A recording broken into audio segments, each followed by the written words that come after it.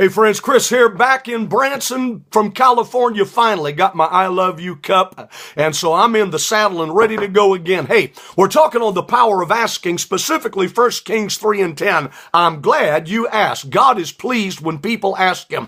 Now, years ago, I was preaching on faith one night in a service.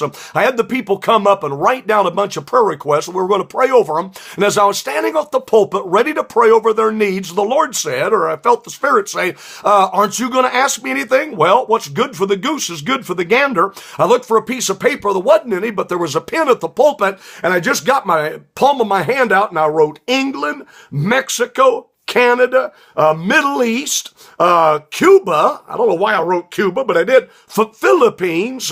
And then I wrote, clear down here, I wrote India. And when I wrote the word India, I thought, what in the world would I write that for? That doesn't even make any sense. I don't think I'd like Indian food, and that's a long ways away. Well, we held up before the Lord, prayed, and I really never thought anything more about it after that. Well, that's the problem. When you pray something, you need to remind yourself, because listen, God takes prayer seriously even if you don't. And I shared the other day, be careful for what you ask, because you just might get it.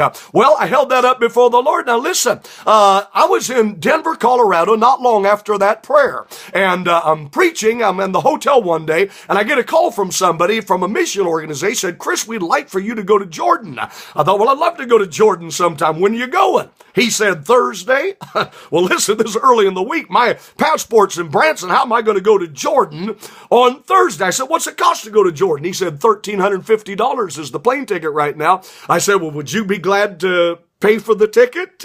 He said, no, but we'd take care of everything else after you got there if you get a ticket. Well, just to get him on my back, I just said, well, tell you what, if the Lord gives me $1,500 by 5 o'clock tonight, then I'll just take you up on your offer and go to Jordan. We hung up. I never thought anything more about it after that. But the Lord prompted me to call a phone number of a guy who had told me 3 years earlier that he would help me on a mission trip. I called, got a construction company on the voicemail, didn't even know if that was him, left my name, and he called back at, I looked at the watch, it was 4:58. I got a phone call. Sure enough, it was that brother.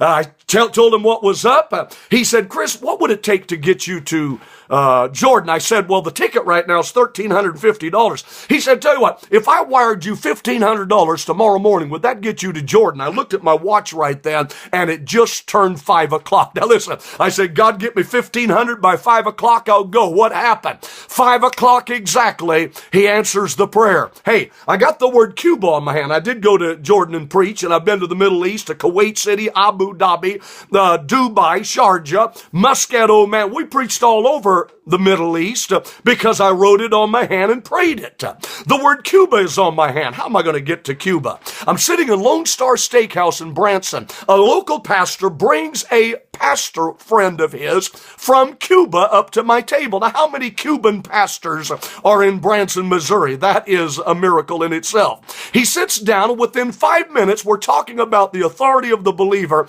and he said, Kris, you have to come to Cuba and preach to our people about authority. Guess what? 3 different times we've been in Cuba, right under the nose of Fidel Castro, preaching Jesus Christ and the authority of Christ. Amen. I've got the word England on my hand. How am I going to get to England?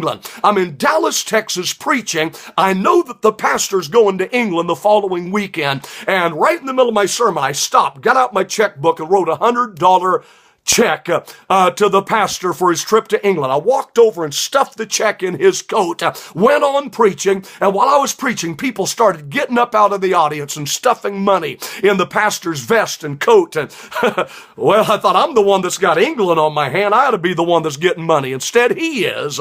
I walked back up to the pulpit to check something on my notes while I was preaching, and I noticed there was a yellow Post-it note stuck onto the pulpit, and it said, Kris, $1,000 pledge for your trip to England. Wow. While I was over here preaching, somebody snuck up and put a yellow Post-it note on the pulpit. Guess what? God opened the door for me to preach in England. I've been to England, United Kingdom, multiple times. Why? Because I wrote it on my hand. Be careful of what you ask for. Guess what? You just might get it, and God might just speak over you. I'm glad you asked. We got a number of nations on my palm of my hand yet, so you'll have to tune into tomorrow's broadcast for part 2 on this prayer answering God. I'll see you then.